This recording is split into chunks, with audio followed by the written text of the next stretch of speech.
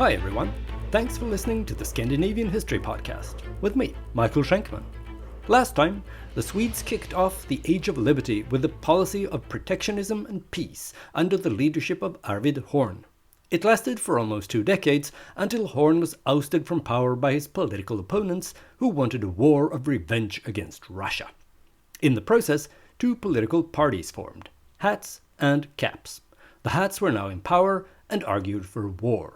The Caps, in opposition, did what they could to keep the peace, but due to infighting and an embarrassingly close connection to the Russians, they failed. Today, we'll see what happened when the Hats got what they wanted and war broke out between Sweden and Russia.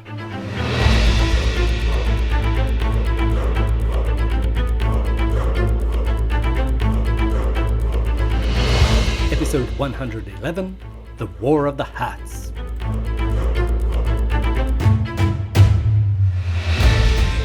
As we covered in some detail last time, the members and supporters of the Hat Party in the Swedish Riksdag had been dying to go to war with Russia for years by now. They longed to recapture territory lost to the Russians in the Great Northern War and to re-establish the Swedish Empire in the Baltic region. Their ambitions were encouraged by the French government. Not because the French cared so much about who ruled Estonia, but because Paris hoped that a war between Sweden and Russia would mean that the Russians wouldn't be able to support the Holy Roman Empire in the War of the Austrian Succession, which had broken out in late 1740 following the death of Emperor Charles VI. So French diplomats in Stockholm worked overtime to convince the Swedes to declare war on Russia, both by paying bribes and by promising assistance once the war broke out. The murder of the Swedish diplomat Malcolm Sinclair that I talked about last time provided a perfect, or at least domestically acceptable, excuse to declare war. But the Hats still needed to get the Council of the Realm and King Frederick to approve it. The king had a generally favourable opinion of the Hats because they'd made a point of going easy on him with regards to his affair with Hedvig Taube. It was mostly the priests in the Riksdag who had made a stink about the royal mistress, and the priests tended to be Caps, not Hats.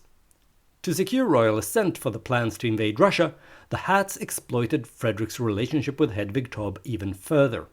Her father was a supporter of Arvid Horn's, and he had been a member of the Council of the Realm.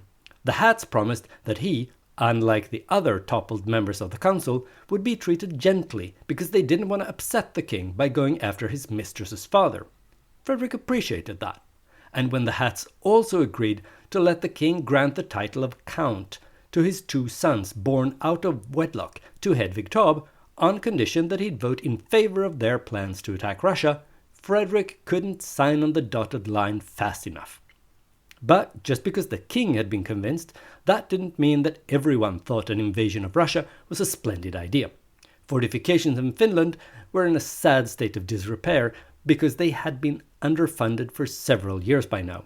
Based on this, the commander of the Swedish forces in Finland, General Karl Kronstedt, drew the conclusion that it would be too risky to start a war against Russia without first beefing up the defenses. But the Hats in government didn't want to listen to that kind of talk. So instead, they removed Kronstedt from his post and replaced him with Charles Emil Levenhaupt, who was far more enthusiastic about the prospects of war and who wasn't worried about the Finnish defenses not being up to snuff. Why waste money on defenses anyway, since the war was going to be fought in Russia, not in Finland? Right? Based on this line of logic, Levenhaupt took whatever funds that were now allocated to improve the Finnish defenses and funneled them to the offensive war preparations instead. The declaration of war finally came on August 8th, 1741. A Swedish army of some 8,000 men was located in Lappeenranta and Hamina in southeastern Finland, ready to cross the nearby border. The plan was to first recapture the town of Viborg, some 90 kilometers east of Hamina and 60 kilometers south of Lappeenranta. During the Great Northern War, Viborg, which had served as a key part of the Swedish defenses against Russia since the Middle Ages, had been conquered by the Russians. Once Viborg was back in Swedish hands, the army was supposed to continue to march on St. Petersburg, another 140 kilometers to the southeast. It was slow going though, since Levenhaupt for some reason wasn't in Finland when the war was declared. He didn't show up until 2 months later, and in the meantime, the army was commanded by General Henrik Magnus von Buddenbrook. If the commander of the army was too late to arrive, the fleet had been too early. A Swedish fleet made up of 10 ships of the line, 4 frigates, and 20 galleys were supposed to assist the invasion from the sea. This substantial fleet moved east in the Gulf of Finland already in May 1741. But then it had to stop and wait for all the other pieces of the war puzzle to fall into place. During the summer months, when the fleet lay waiting for the actions to start, some sort of epidemic broke out on board. It quickly spread among the crews of the ships, and when the war was finally declared, the fleet was no longer in sailing condition. But even though the war could have gotten off to a better start, the commanders and politicians weren't too worried. You see, they had a plan. In the Russian capital, the Swedish invasion was supposed to trigger a coup d'etat planned by French and Swedish diplomats in St. Petersburg. After Peter the Great had died in 1725, the Russian government had been far from stable. Russia had been ruled by a succession of toddlers and women, and when the war broke out, the 1-year-old Ivan VI was Tsar, but the country was ruled by his mother, Anna, who was the grandniece of Peter the Great. In the case of war, Ivan and Anna would be toppled, and instead Peter the Great's daughter, Elizabeth, would be installed on the throne. In exchange for getting the Russian throne, she had promised to return most of the territory that her father had captured from the Swedes. The coup did take place in December 1741, but, shockingly, the woman who had been willing to betray her cousin's grandson to steal his crown turned out to have double-crossed the Swedes as well. As soon as the dust settled and Elizabeth was safely installed on the throne, she reneged on her promise to the Swedes. She had thought about it and decided she didn't want to return any territory after all. Instead, the newly installed empress issued a manifesto to the people of Finland, encouraging them to break free from Sweden and establish an independent state of their own, under Russian protection, of course. By that time, the Swedish threat to the Russian capital was already nothing more than a distant memory. Already in the beginning of September, an army of 20,000 soldiers had marched from Russian-held Viborg toward Lappeenranta, where it beat the Swedish force that hadn't advanced beyond its initial position, since the Swedes were waiting for the coup to take place. But it wasn't the local commander's fault that the Battle of Lappeenranta ended in a crushing defeat for the Swedes. After all, the Russians had enjoyed a numerical superiority of more than 4-1. The person who was blamed for the fiasco was instead General von Buddenbrook, who couldn't imagine that the Russians would actually, seriously, really attack. So when he received the urgent request for assistance from the Swedish defenders at Lappeenranta, he simply ignored it, thinking the local commander was either mistaken or just exaggerating. General Levenhaupt, the man who was supposed to command the forces in Finland, finally showed up 10 days after the defeat at Lappeenranta. He immediately tried to turn the situation around and ordered a coordinated advance by land and sea to capture Viborg. But the admiral in charge of the fleet explained that he couldn't participate in the operation because of the epidemic that had crippled his ship crews. The admiral himself sailed back to Sweden on September 22nd, and the ships that remained in the Gulf of Finland flat out refused to participate in Levenhaupt's plans, and they too left for Sweden at the end of October.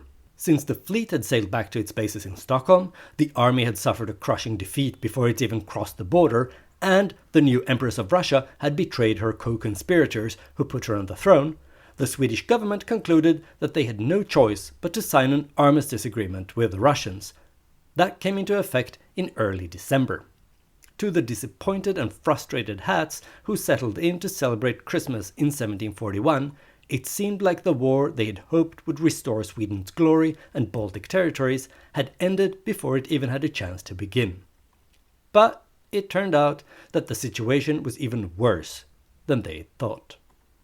In the spring of 1742, Stockholm was reached by a message as unwelcome as it was dramatic. The Russians had double-crossed them again. They had broken the ceasefire agreement in early March, and Cossacks and other light cavalry units were attacking across the border, leaving the local population to fend them off as best they could. They also tried to attack Swedish ships in Hamina across the ice on the Gulf of Finland, but due to bad weather, the Russian units had to turn back. To begin with, The Swedes, including General Lewenhaupt, could do nothing about these attacks, because the ice conditions in the Baltic Sea made it impossible to cross over to Finland and defend the kingdom's eastern border. But a couple of months later, in mid-May, the Swedes arrived to take up the fight against the Russians. Once again, Lewenhaupt wanted to attack Viborg, but once again, the navy refused to cooperate. The naval units who were available had been given the order to patrol the Gulf of Finland from Tallinn to Helsinki, so they ignored Lewenhaupt's demands that they participate in his offensive. The main fleet, consisting of 15 ships of the line and 5 frigates, arrived in the beginning of June, and a week later 25 galleys and some support ships also showed up. Lewenhaupt held a war council on June 5th and tried to convince the commanders of the fleet to finally join him in a coordinated attack on Viborg to drive the Russians back. But they still refused. They told Lewenhaupt that the risk to the Swedish fleet would be too great, since this year the Russian fleet had gotten its act together and now they had a fleet of roughly the same size as the Swedish one operating in the Gulf of Finland.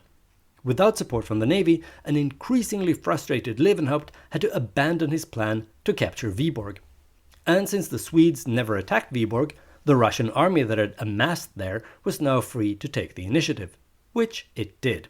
In the middle of June, 30,000 Russian soldiers crossed the border into Finland, marching along the southern Finnish coast. By now, the Swedes had actually managed to construct a strong defensive line about 10 kilometers east of Hamina.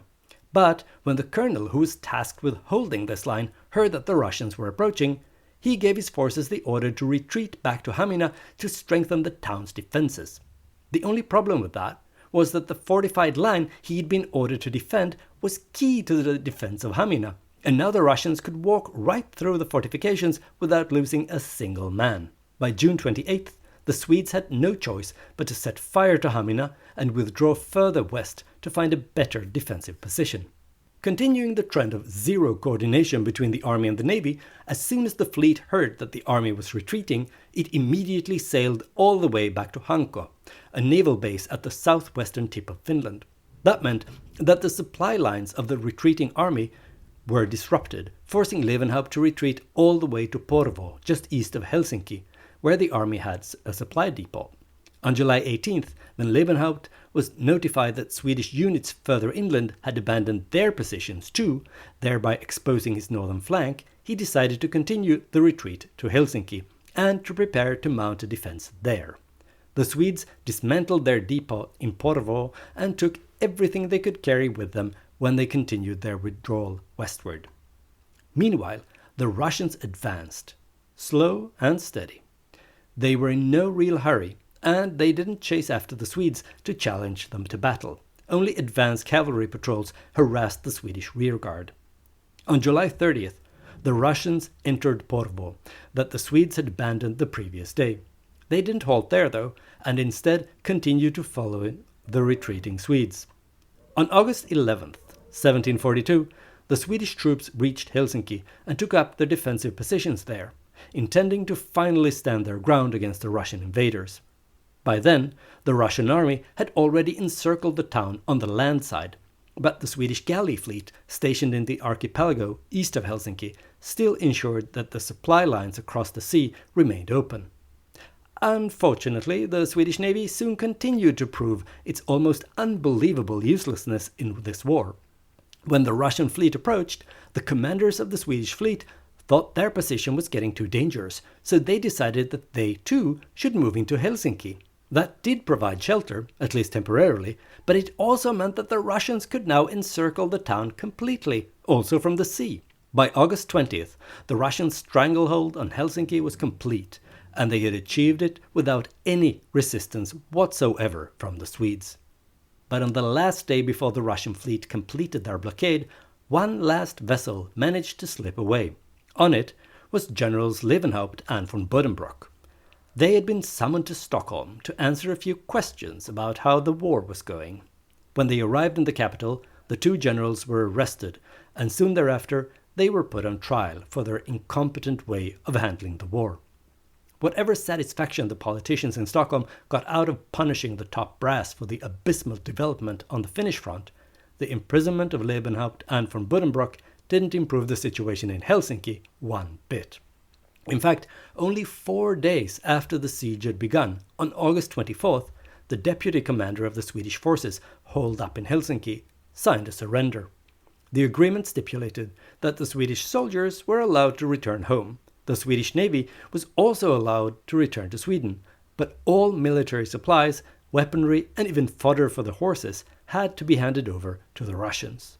After the Swedes had surrendered and effectively evacuated Finland, the Russians moved to occupy the whole country yet again, just like they had during the Great Northern War.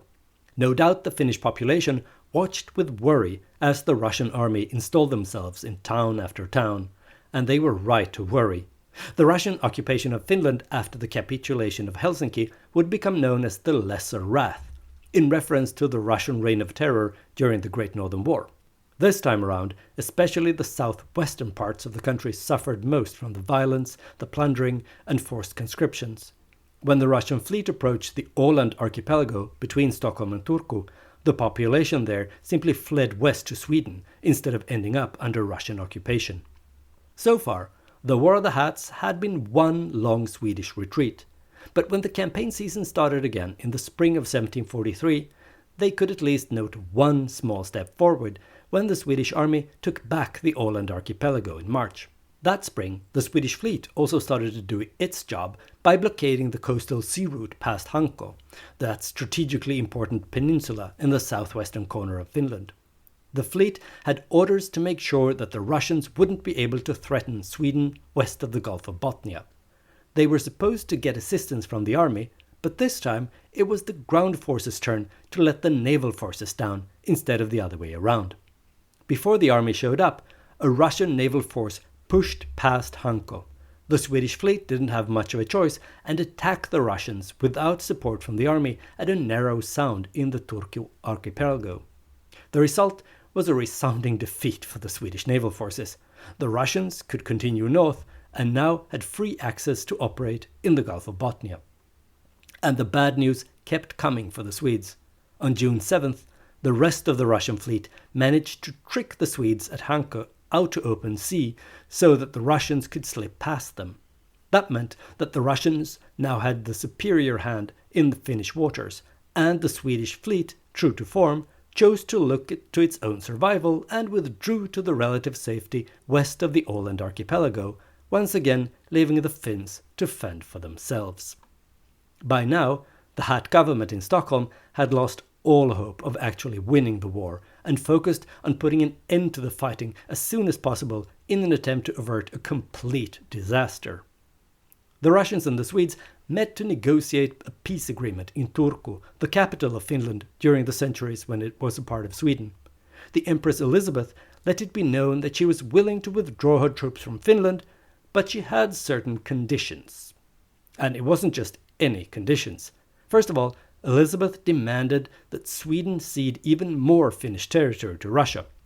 A hardcore faction at court in St. Petersburg wanted to exploit the fact that Russia currently occupied all of Finland and just keep it permanently. But the Empress listened to other advisors who cautioned against such a drastic approach. So in the end, the Russians only demanded the towns of Lappeenranta and Hamina in southeastern Finland, as well as a strip of land between them.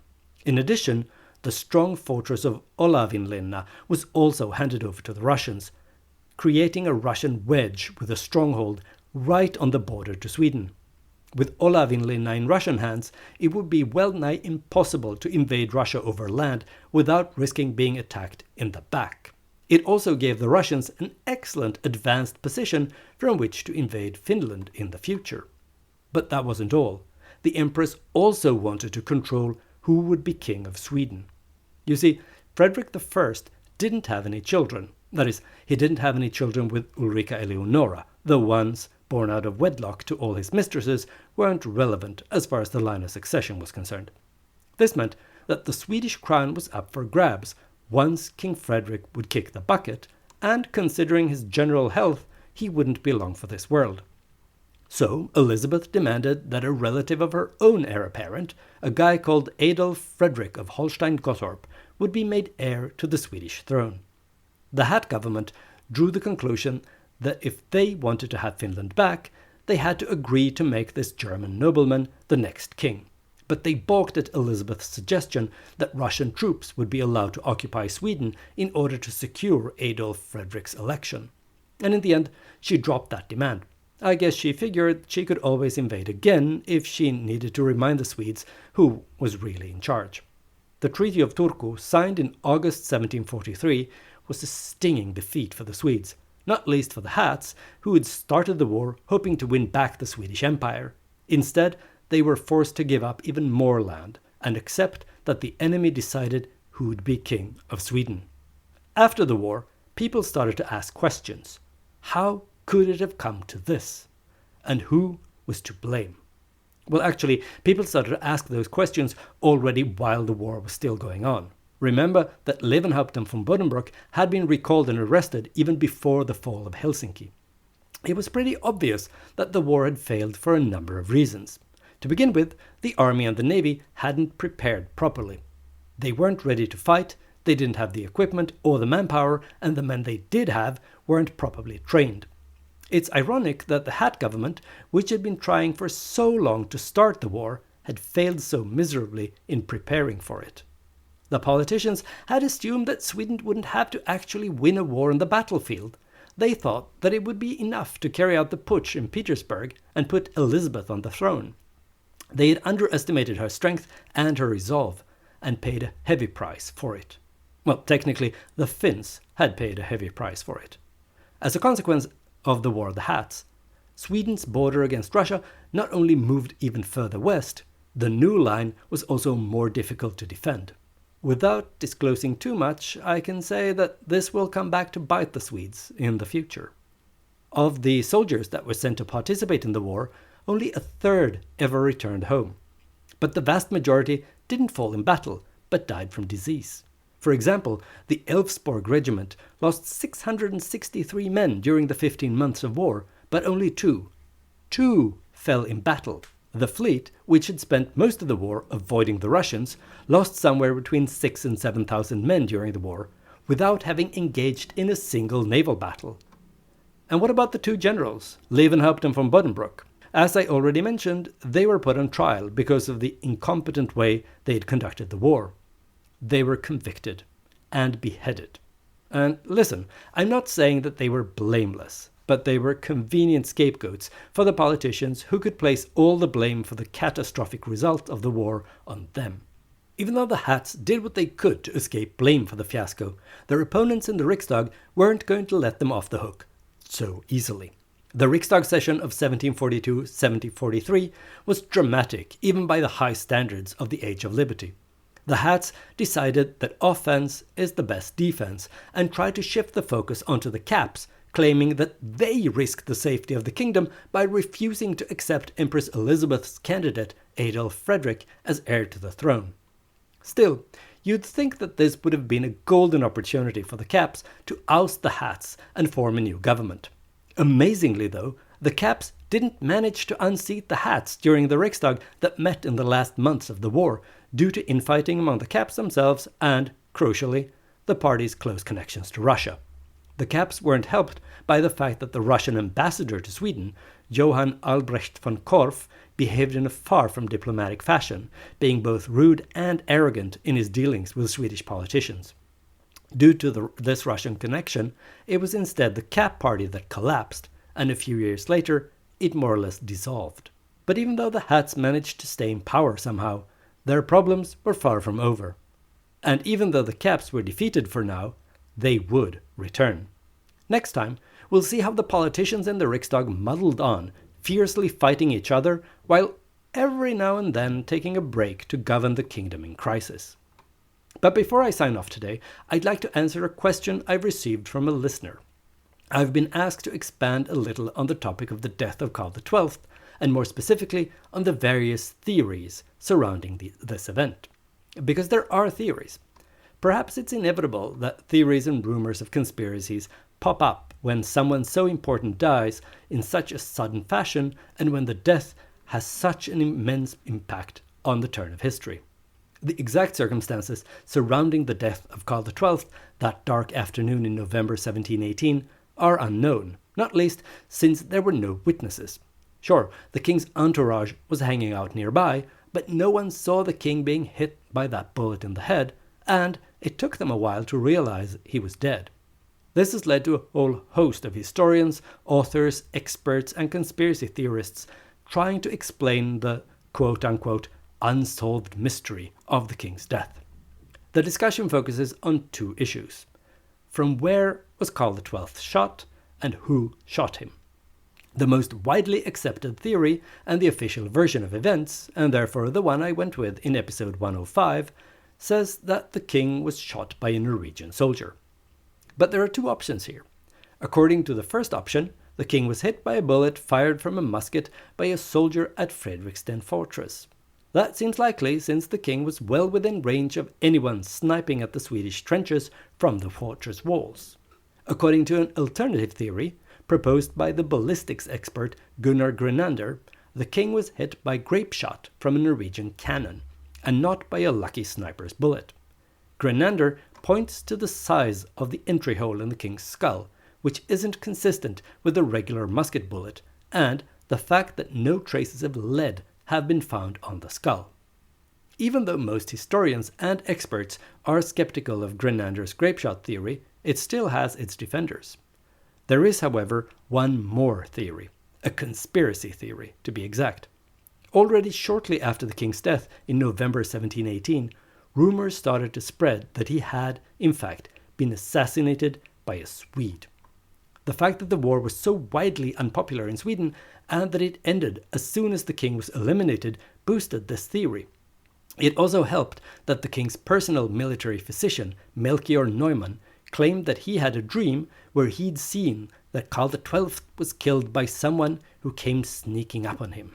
There were no shortage of suspects, including senior officers and politicians who wanted to get rid of royal absolutism and replace it with a political system that was established shortly thereafter during the Age of Liberty. Another suspect was none other than Prince Frederick, the man who 2 years later would ascend the throne as King Frederick I. Remember, he was actually present at army headquarters in Norway in November 1718. An especially fantastic version of the conspiracy theory claims that the king wasn't shot with a regular bullet. This would explain both why the diameter of the bullet hole is weird and why there's no lead on the skull. According to this theory, Karl XII was shot by a Swedish assassin using a button from the king's own uniform. Why, you're probably asking, would anyone go through the trouble of stealing a button from the king and then shooting him with it, instead of a bullet, which would be so much more convenient, not to mention more likely to do the job? Well, some of Karl XII's contemporaries believed that he was invulnerable to regular weapons. This belief was especially widespread among the common soldiers, and, in their eyes, it explained how the king could act so fearlessly in the face of enemy fire. The only thing that could harm the king was an object that belonged to himself, and that's why someone who wanted to hurt him would have to steal something of his, like a button for instance, if they wanted to shoot him. According to this so-called button bullet theory, a Swedish soldier by the name of Morten Nilsson Nordenstierna saw the whole thing and found the button that had killed the king. Instead of sounding the alarm though, Morten quietly pocketed the button and brought it home with him to Halland, where he lived. There, he threw it away and was later killed in action in 1741 during the War of the Hats. The button bullet was forgotten for almost 200 years until it surfaced by coincidence in 1924. It was brought to the Cultural History Museum in Varberg in 1932, where you can still go and have a look at it today. The button bullet was actually analyzed as late as 2002, and the traces of blood on it were compared to blood known to belong to Karl XII. The experts weren't able to rule out that the DNA profiles on the two samples didn't come from the same person, but the results weren't clear enough to say that they matched either. Since the question of how the king died has been discussed basically since the day he was killed, many experts, scientists, and other curious individuals have wanted to examine the remains of Karl XII. His tomb has been opened on a number of occasions, at least 4 times officially, but it's likely that others have taken unofficial peeks in secret. The first 2 times the tomb was opened were already in the 18th century, namely 1746 and 1799. But it took until 1859 before a proper autopsy was carried out by a physician who actually documented what he did and what he found. 1917 was the last, or perhaps I should say latest, time that Carl XII's eternal peace was disturbed by a team of scientists. The team, made up of medical experts, was led by a professor of anatomy from Lund University. They even x-rayed the skeleton, providing images that can be found through a quick Google search. Thanks to this analysis, we know exactly how big the entry and exit holes in the skull are, the angle of the shot, and that the projectile traveled through the king's head with great force and speed. We still do not, however, know who shot him. I hope you enjoyed this episode of the Scandinavian History Podcast. If you did, please consider leaving a stellar review, or at least 5 stars, on Apple Podcasts or Spotify. This is an excellent way to attract new listeners and to support the show. If you crave more content related to Scandinavian history, I recommend you look up the show on social media. For instance, you can go to facebook.com/Scandinavian History Podcast. Via the Facebook page, you can also send me questions or angry messages about things I've said or not said on the show. If you prefer the social media platform formerly known as Twitter, you can follow me and send me messages at Schenkman. That's SHAINKMAN. And if you've abandoned it in favor of Blue Sky, you can find me there as well. I look forward to hearing from you.